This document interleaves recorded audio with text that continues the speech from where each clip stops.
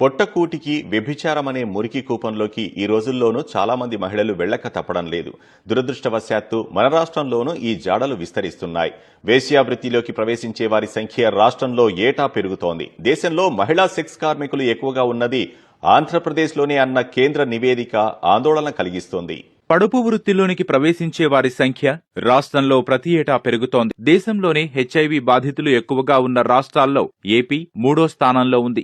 1,33,447 మంది సెక్స్ వర్కర్లతో ఏపీది తొలి స్థానం. 2005లో రాష్ట్ర ఎయిడ్స్ నియంత్రణ మండలి గణాంకాల ప్రకారం ప్రస్తుతమున్న ఏపీ పరిధిలో 65,000 మంది సెక్స్ వర్కర్లు నివసిస్తున్నారు. 2022 నాటికి ఈ సంఖ్య రెండింతలు దాటింది. ఉమ్మడి అనంతపురం, కృష్ణా జిల్లాల్లో ఒక్కో చోట 17,000 మందికి పైగా ఉన్నారు. గుంటూరు జిల్లాలో 13,781, కర్నూలులో 12,709, చిత్తూరు జిల్లాలో 10,296 మంది చొప్పున ఉన్నారు.